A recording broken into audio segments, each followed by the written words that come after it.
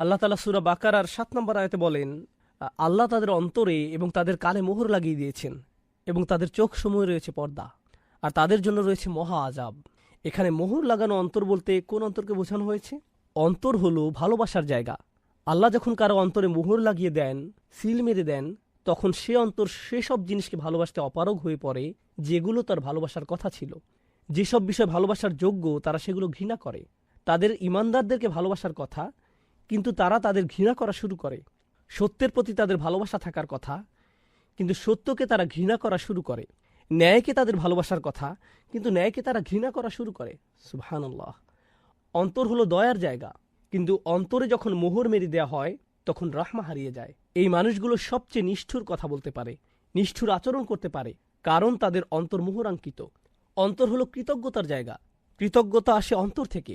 যখন অন্তরে মোহর মেরে দেয়া হয় তখন এই মানুষগুলোর অন্তরে কৃতজ্ঞতার কোনো অনুভূতি আর জাগ্রত হয় না। তারা কাউকে কৃতজ্ঞতা জানানোর প্রয়োজন বোধ করে না। তারা মনে করে তাদের তো সব এমনিতেই পাওয়ার কথা। অন্তর হলো ভয়ের জায়গা। যখন অন্তরে মোহর মেরে দেওয়া হয় তখন তারা তাদের কর্মফলের কোনো ভয় করে না। অন্তর হলো প্রত্যাশার জায়গা, কিন্তু এই মানুষগুলো হতাশ। পরকালের ব্যাপারে তাদের কোনো আশা নেই, অন্য কারো ভালোর প্রতিও তাদের কোনো আশা নেই। তারা নিজেদের জন্য উন্নতির কোনো আশা করে না। তারা মনে করে সবকিছু অর্থহীন, মন যা চায় তাই করো, কারণ যাই করো না কেন জীবন তো এমনিতেই দুর্বিষহ। এটাই তাদের মানসিকতা। তারা আশাহীন মানুষ, কারণ তাদের অন্তর তালাবদ্ধ। অন্তর হলো অনুশোচনার জায়গা। যখন খারাপ কিছু করেন তখন আপনার খারাপ অনুভব করার কথা, কারণ আল্লাহ মানুষের অন্তরে নাফসে লাওয়ামা দিয়েছেন, যার কারণে আপনার অনুতাপ অনুশোচনা ফিল করার কথা। কিন্তু অন্তরে যখন মোহর মেরে দেওয়া হয় তখন সবচেয়ে জঘন্য কাজ করার পরেও আপনি গর্ব অনুভব করতে পারেন। আল্লাহ আযজা ওয়া জাল্লা বলেন, ওয়াযায়্যানা লাহুমুশ শাইতানু আমালাহুম। শয়তান তাদের দৃষ্টিতে তাদের কাজগুলোকে সুশোভিত করে দিয়েছে।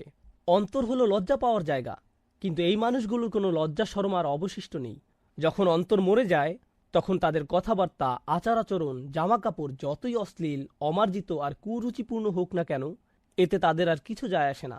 আল্লাহ মানুষের প্রকৃতিতে যে বিষয়গুলোকে বিশ্রী কদাকার করে দিয়েছেন তারা সেগুলোকে নিজেদের জন্য সুন্দর বানিয়ে নেয়। অন্তর হলো দায়িত্বানুভূতির জায়গা। আপনার প্রতিবেশীর প্রতি দায় দায়িত্ব আছে, সন্তান সন্ততির প্রতি দায় দায়িত্ব আছে, স্বামী স্ত্রীর প্রতি আছে, পিতামাতার প্রতি আছে। কিন্তু যখন অন্তর মোহরাঙ্কিত হয়ে পড়ে তখন সে অন্তরে আর দায়িত্বানুভূতির কোনো বালাই থাকে না। অন্তর হলো আত্মমর্যাদার জায়গা। আমার মতে এটা সবচেয়ে গুরুত্বপূর্ণ। আল্লাহ মানুষকে সম্মানিত করেছেন। এই মর্যাদা বোধ আসে অন্তর থেকে। যেমন শিক্ষকের প্রতি আপনি যে মর্যাদা ফিল করেন তার অবস্থান অন্তরে। ইসলাম এবং রাসূলুল্লাহ সাল্লাল্লাহু আলাইহি সাল্লামের জন্য যে মর্যাদা অনুভব করেন তার অবস্থানও অন্তরে। আপনার নিজের প্রতি নিজের যে সম্মান অনুভব করার কথা তার অবস্থানও অন্তরে। কিন্তু অন্তরে যখন মোহর মেরে দেওয়া হয় তখন সেখানে আর কোনো মর্যাদা বোধ অবশিষ্ট থাকে না। অন্য কারোর জন্য তো নয়ই, এমনকি নিজের জন্যও নয়। তাই আল্লাহ যখন বলেছেন তিনি তাদের অন্তরে মোহর মেরে দিয়েছেন, এটা কোনো ছোট সমস্যা নয়। ব্যাপারটা শুধু এমন নয় যে তারা ঈমান আনবে না, বরং সকল ভালো গুণ যা অন্তর থেকে আসার কথা তা হারিয়ে গেছে। সব কিছু, একজন মানুষের সম্পূর্ণ ফিতরাত তালাবদ্ধ হয়ে গিয়েছে। সুবহানাল্লাহ। এখানে যেন তেন মানুষ সম্পর্কে কথা বলা হচ্ছে না, এখানে কথা বলা হচ্ছে জঘন্য চরিত্রের মানুষ সম্পর্কে। এখন আয়াতটির প্রতি লক্ষ্য করুন। প্রথমে বলা হয়েছে তাদের অন্তরে মোহর মেরে দিয়েছেন, তারপরে বলা হয়েছে তাদের কানে মোহর লাগিয়ে দিয়েছেন। অন্তর যেহেতু ইতিমধ্যেই মোহরাঙ্কিত হয়ে পড়েছে, তাই তারা যাই শুনুক না কেন তাদের উপর এর আর কোনো প্রভাব পড়ছে না, কারণ তারা যেটাই শুনুক তা কখনো অন্তরে গিয়ে পৌঁছায়নি। এরপর তিনি বলেন তাদের চোখের উপর পর্দা পড়ে গেছে। এমনটি হয় যখন তারা সত্যকে দেখতে অস্বীকৃতি জানায়, যখন তারা পথ নির্দেশনা নিতে অস্বীকৃতি জানায়, যখন তার চারপাশের বাস্তবতা নিয়ে চিন্তা ভাবনা করতে অস্বীকৃতি জানায়। আল্লাহ আমাদের এই সুন্দর দুটি চোখ দিয়েছেন যেন আমরা এগুলো দিয়ে চারপাশের বাস্তবতা দেখি, আল্লাহর সৃষ্টি দেখি, মহাসত্য সম্পর্কে চিন্তা ভাবনা করি। যখন এই সামর্থ্যের অনুশীলন করতে ব্যর্থ হবেন তখন আল্লাহ আপনাকে হয়তো তার দানকৃত দুটি চোখ দিয়ে পৃথিবী দেখার সুযোগ দিবেন, কিন্তু তিনি এতে হেদায়েত দেখার সুযোগ দিবেন না।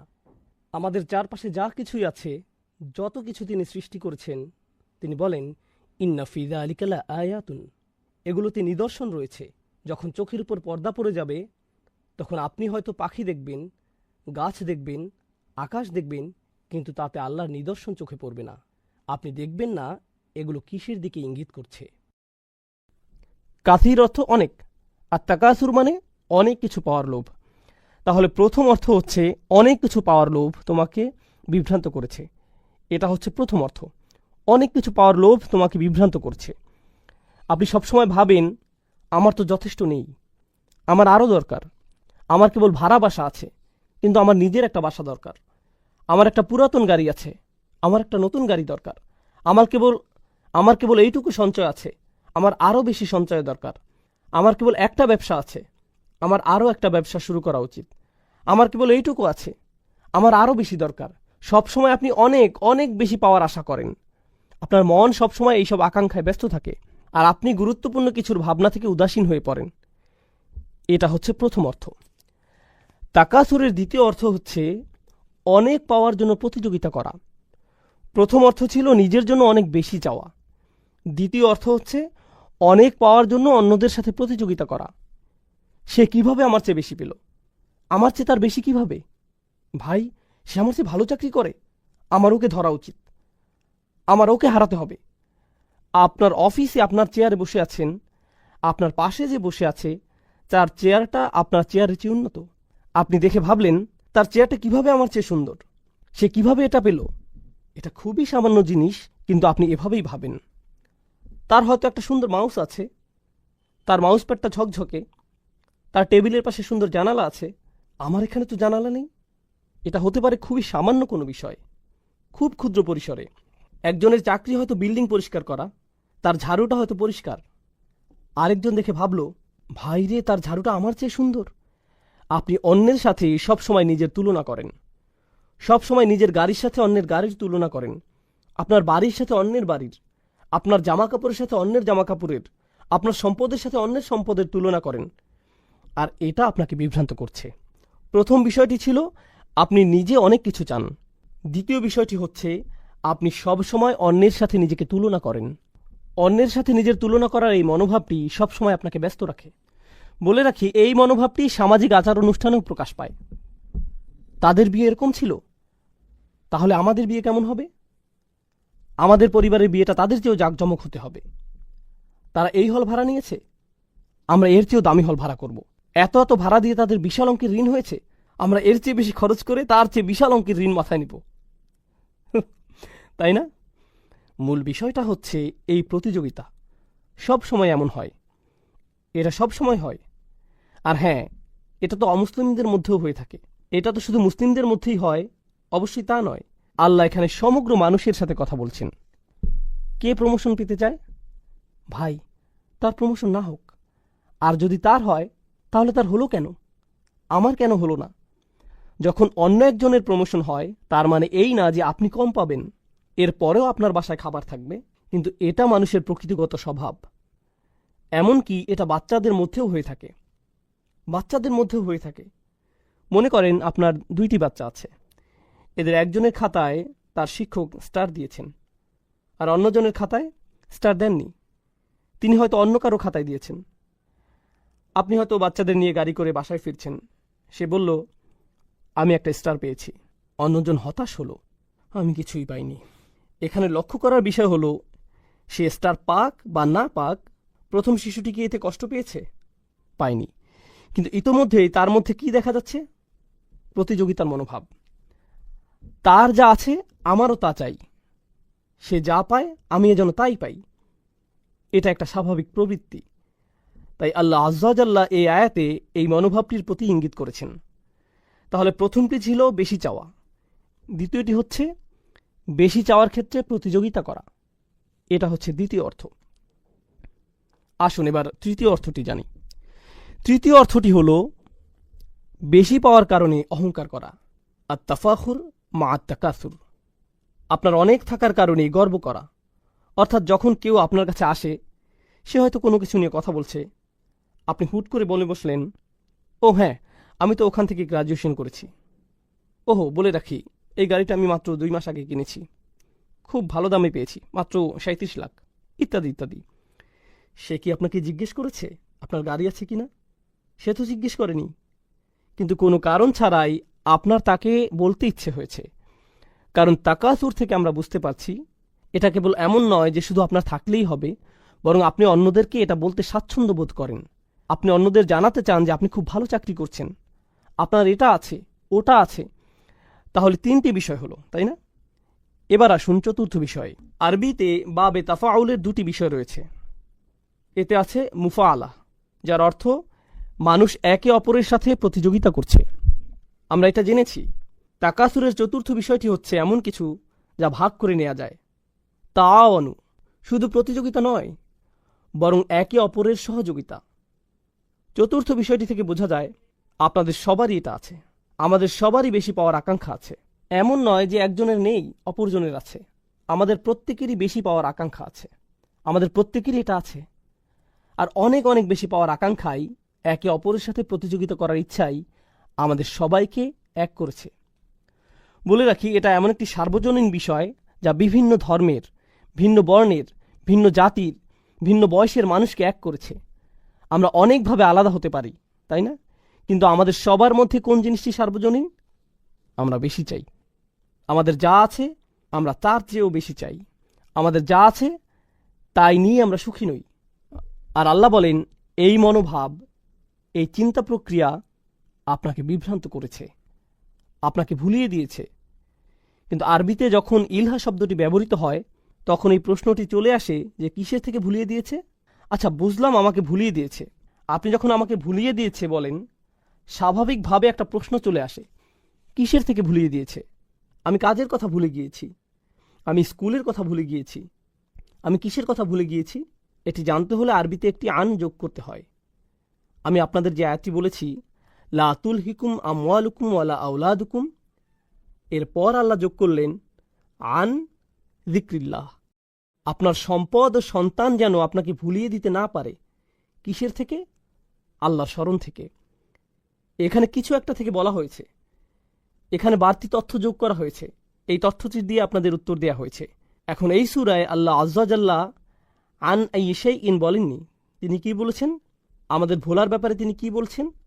এখানে তিনি উন্মুক্ত রেখেছেন। উন্মুক্ত রাখার মাহাত্ম্য হচ্ছে এটা ইতলাকে পরিণত হয়েছে, এটা শর্তহীন হয়েছে। আপনি নিজে খুঁজে বের করুন। আল্লাহ চান যেন আমরা নিজে খুঁজে বের করি আমরা কি থেকে ভুলে আছি। কিছু আলেম মন্তব্য করেছেন, প্রথমত আমরা সত্য থেকে ভুলে আছি, যে আমাদের সত্যের পথে ডাকছে, আমরা তার প্রতি উদাসীন আছি। সে আপনাকে গুরুত্বপূর্ণ কিছুর প্রতি ডাকছে। ভাই, আমি কাজে ব্যস্ত আছি।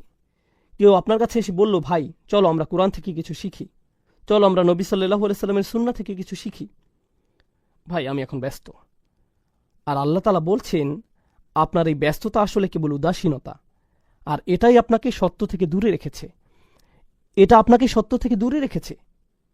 এটা একটা মন্তব্য, সত্যের প্রতি উদাসীন থাকা। তাফসিরে আমরা আলেমদের আরেকটি মন্তব্য পাই, সেটা হলো নিজেকে ভালোভাবে দেখা থেকে দূরে থাকা, মুহাসাবা।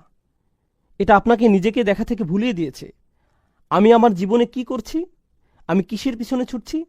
আর হ্যাঁ, আপনি যখন কোনো কিছুর পেছনে ছোটেন আর তা পেয়ে যান, আপনার সেগুলো বিরক্ত লাগা শুরু হয়। তখন আপনি অন্য কিছুর পেছনে ছোটেন, তারপর সেটাও আপনার বিরক্ত লাগে। এরপর আপনি অন্য কিছু খোঁজেন। আমাদের সবারই এমন হয়। আপনি যদি একটি বাড়ি কিনতে চান আর আপনি বাড়ি কিনে ফেলেন, তখন কি হয়? কিছুদিন পরে অন্য একজনের বাড়ি দেখতে আপনার বাড়ির চেয়ে সুন্দর মনে হয়, তাই না? এটা বিরক্ত লাগতে শুরু করে। আপনি পুনরায় সাজান। কিছুদিন পর আবার বিরক্ত লাগা শুরু করে। যখন আপনার সন্তান খুব করে একটা ভিডিও গেমের আবদার করে, আপনি সেটা কিনে দেন। তারা সেটা কয়দিন খেলে, কিছুদিন যায়, তারা গেমে জিতে যায়, শেষ। তারা বিরক্ত হয়ে পড়ে। নতুন কোনো মুভি আসলো। অনেক দিন আগে আমি তখন নিউ ইয়র্কে ছিলাম, আমি এমনটাই বলেছিলাম, স্টার ওয়ার বা এরকম কোনো মুভি হবে। এর আগেরটা সম্ভবত 70-এর দশকে বের হয়েছিল।